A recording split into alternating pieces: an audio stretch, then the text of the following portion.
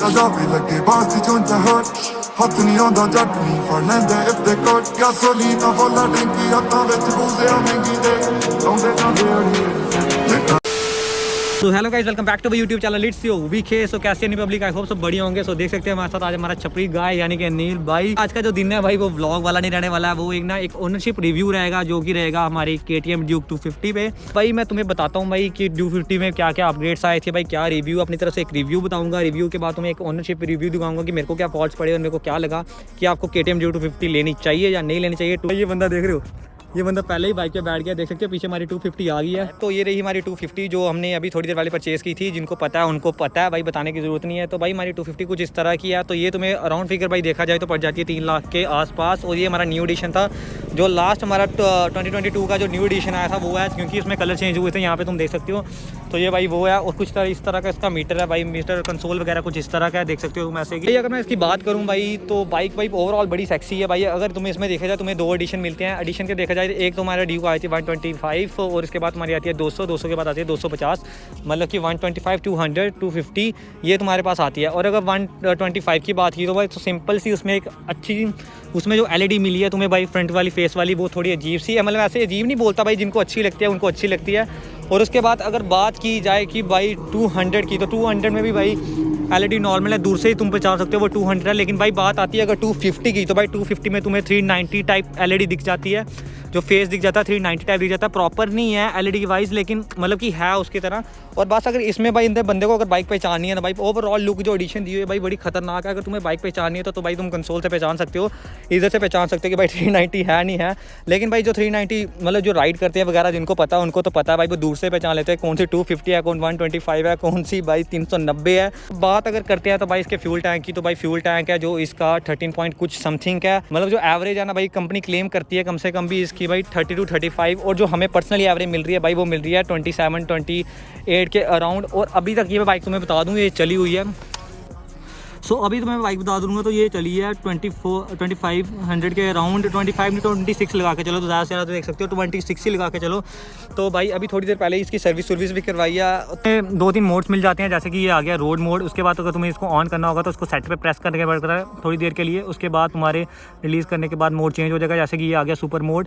तो मैं तुम्हें बता दूँ अगर जिनको नहीं पता है तो भाई रोड मोड और सुपर मोड, या नील भाई इसमें 2 ही मोड है। और मैं तुम्हें इजी वे में बताऊं तो रोड मोड से भाई पता क्या होता है, रोड मोड से ये हो जाता है कि ABS तुम्हारे ऑन रहते हैं, ठीक है।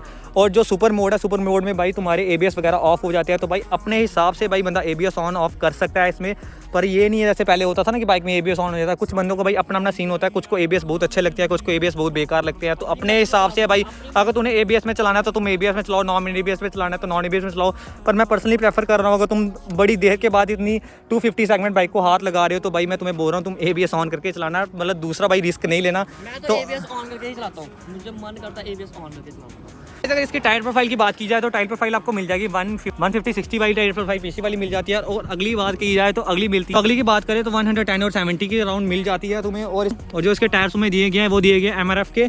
और अगर मैं तुम्हें बात की जाए भाई बाइक की हाइट कितनी है, बाइक की हाइट के अकॉर्डिंग तो मैं नील बाइक के ऊपर बैठाता हूँ भाई, तुम्हें बता देता हूँ बाइक की हाइट कितनी है। अगर तुम्हें मतलब कि जानना है कि तुम अगर बाइक ले रहे हो तो हाइट कितनी है, तो नील भाई आपकी हाइट कितनी है? तो बाइक की हाइट 5'9" है, तो ठीक है 5'9" के बाद कंफर्टेबल है भाई, देख रहे हो पाँव पूरे लग रहे हैं। तो भाई ऐसा कोई सीन नहीं, अगर हाइट के अकॉर्डिंग तुम्हें देखनी है तो हाइट के अकॉर्डिंग मैं तुम्हें बता दिया। बाकी भाई लुक वाइज की चेक की जाए तो भाई पूरा न्यू एडिशन है भाई, इसमें कोई ऐसा कोई अभी तक लुक वाइज प्रॉब्लम नहीं आ रही है, ना कि हमें पावर वाइज प्रॉब्लम आ रही है। बस जो प्रॉब्लम्स आ रही है मैं तुम्हें आगे जाके बताता हूँ, वो तो मैं ओनरशिप का बता रहा हूँ। अभी तो मैं रिव्यू दे रहा हूँ जो मेरे को लग रहा है कि भाई छोटी मोटी चीज़ें में बतानी चाहिए। तो भाई पावर वाइज तो भाई नहीं मानती है, जो स्पोर्ट्स मोड में समझ रहे हो, जो स्टंटिंग के लिए भी मैक्सिमम लोग ड्यूक जानी जाती है, क्योंकि स्टंट्स लोग इसमें बहुत ज़्यादा करते हैं।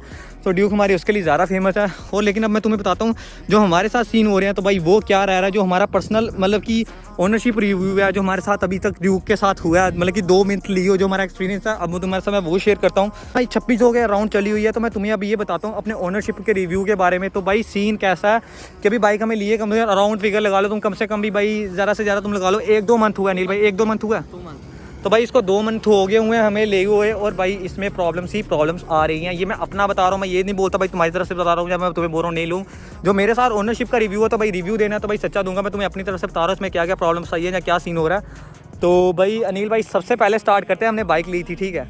बाइक ली थी हमें लिए हुए, मैं तुम्हें बोलता हूँ ज़्यादा से ज़्यादा भाई 2 हफ्ते क्या होते हैं एक न्यू बाइक के लिए। मैं तुम्हें बोल रहा हूँ भाई 2 हफ्ते क्या होते हैं, हमने 2 हफ्ते हो गए थे बाइक लिए हुए वो हो गए थे। फर्स्ट हफ्ते ही हो गया था। जो पहला वीक होता है ना, पहला वीक क्या ही मायने रखता है नई बाइक के लिए। मेरे हिसाब से तो भाई कोई मायने रखता है, क्योंकि हमने हमारी फैमिली में बहुत ज़्यादा बाइक ली गई हैं, अब पहले भी ली है, लेकिन ऐसा सीन मैंने नहीं देखा। एक पहला वीक था भाई, और पहला वीक लिए नहीं हुआ था भाई, इसके एक सेंसर में प्रॉब्लम आ गई। सेंसर भाई कौन सा सेंसर प्रॉब्लम था? टीपीएस सेंसर होता है ये चीज़ भाई ये कह रहे थे कोई टीपीएस सेंसर की प्रॉब्लम आ रही थी, तो भाई उसकी वजह से सीन क्या हो रहा था, बाइक कितनी गंदी मिस मारी थी। मैंने, अगर आपने मेरे व्लॉग देखा होगा, एक डिलीवरी व्लॉग है मेरा गाड़ी का, आप उसमें देख लेना, मैं बाइक चला रहा था, मैंने उसमें भी इस चीज़ का बोला था कि भाई ये बाइक इतनी गंदी मिस मार रही है। और मैं सीरियसली बोल रहा हूँ तुम्हें, मेरे को 1% के लिए भी नहीं लग रहा था भाई ये बाइक हमें हफ्ता हुआ ली हो, समझ रहे हो। तो मतलब कि ऐसा इंप्रेशन था मेरा कि मतलब ऐसे चलाने में लग रहा था, मतलब रेस देने पड़ रही थी, ऐसे लग रहा था क्लच प्लेट उड़ गया, पता नहीं क्या हो गया, इतनी गंदी मिसिंग मार रही थी क्योंकि भूलने की हालत नहीं है। वो खाली अनिल भाई पता नहीं कैसे चला रहे थे, मेरे को नहीं पता लगा, पर वो बात तब तक तो ठीक थी क्योंकि कंपनी वालों ने क्लेम किया। टीपीएस सेंसर आने में भी 10 दिन लगे यार, इतना सा सेंसर आने में 10 दिन बोल दिया उन्होंने। और वो भी चलो, अगर उनको पता, उन्होंने बोला कि हमें पता था कि खराब आ रहा है पीछे से, सर हमें चेंज करके देंगे, उन्होंने बोला, हमने बोला अगर आपको पता है तो आप हमें तब दे दो। चलो वो बात छोड़ो, 10 दिन हो गए, वो हमें नहीं चाहिए। तो मैं ये नहीं बोल सकता मतलब कि एक नई बाइक में हमें इतनी प्रॉब्लम मिल रही थी, तो कंपनी वालों ने वो चेंज करते भी टाइम लगा दिया। तो वो चेंज करने के बाद हमने पूछा कंपनी वालों को, मतलब कि हमारी कंपनी वालों से अच्छी खासी बात थी। मैंने बोला भैया अब कोई प्रॉब्लम नहीं पड़नी चाहिए बाइक में, ठीक है, क्योंकि भाई 3 लाख लगाया भाई, किस लिए लगाया, कोई मतलब कि सही चीज़ लेने के लिए लगाया कि बार बार प्रॉब्लम्स फेस करने के लिए भाई हमने नए पैसे लगाए हुए थे। तो भाई टीपीएस की बात करूँ तो टीपीएस वगैरह हमने चेंज करवा दी था। उसके बाद लगभग हमें चलाते अपना 1-1.5 मंथ हो गया, मतलब 1.5 मंथ लगा लो, मतलब तुम लगा लो 1.5 मंथ हो गया हमें इसे चलाते। तो भाई अब जो इसमें प्रॉब्लम फेस करने पड़ रही है मैं तुम्हें बताता हूँ भाई। कंपनी वाले भाई 1-2 मंथ में भाई 7-8 हज़ार तो बढ़ा देते हैं, पर इनकी भाई थोड़ी चीज़ों में ध्यान नहीं देते, जैसे कि भाई फुट रेस्ट देख सकते हो भाई, ये भी टूट गया होगा भाई, ये भी टूट गया होगा। अब तुम बोलोगे ये हमारी गलती से भाई, लेकिन ये बाइक ना मानोगे तुम, सिर्फ गिरी थी, समझ रहे हो, मतलब खाली गिरी थी, और गिरने के बाद फुट रेस्ट भाई अगर एक टूटता ना मैं मानता था भाई मायने है, क्योंकि सबसे पहले ये फुट रेस्ट आता है टूट जाता है।